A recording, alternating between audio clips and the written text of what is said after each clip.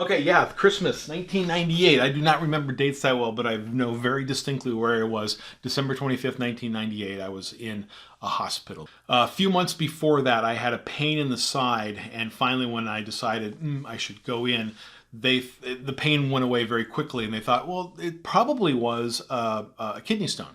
And all you have to do is for a kidney stone is sweat. You got to just sweat it out.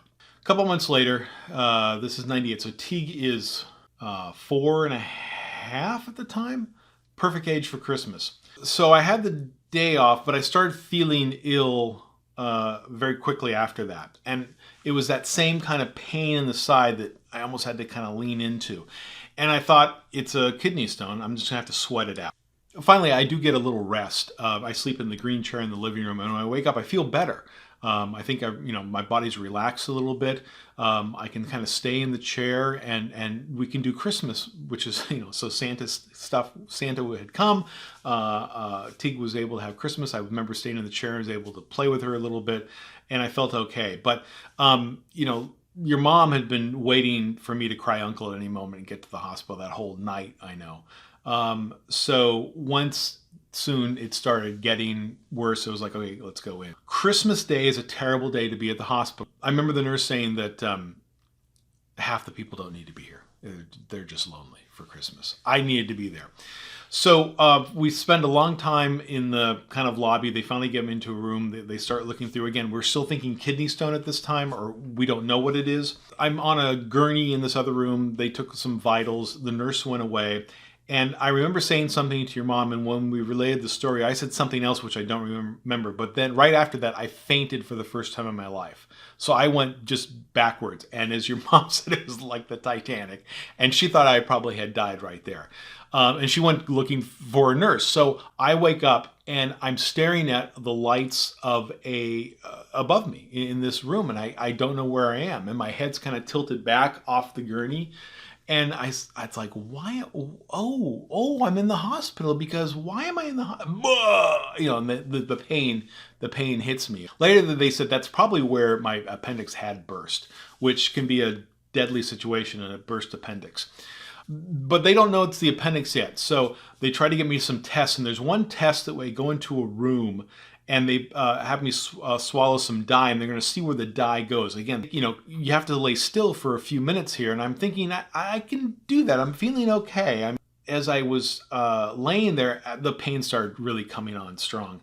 And I remember kind of, hey, I need help. Hey, but I was in this room with fans, and it was a loud room. And finally, the nurse comes in, and I said, yeah, I can't take this. And they said, great. And they got me prepped. And distinctly, I remember what she said was, they administer something to me, which I assume was morphine. She says, now this is not going to take away the pain. You just won't care.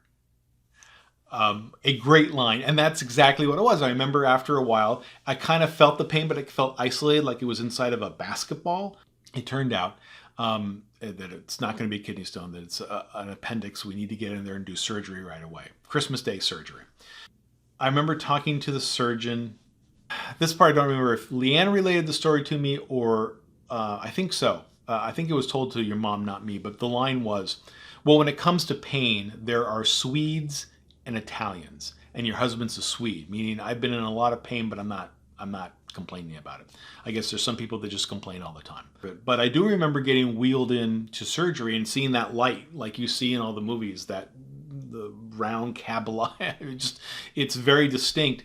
And they said the same thing about, they put the mask on, say, start breathing or counting down from 100. And I'm sure I got to 97 and I don't remember a thing. I wake up in, there's a room. It's the recovery room. And you have no idea what's going on. I guess I'm ready for surgery.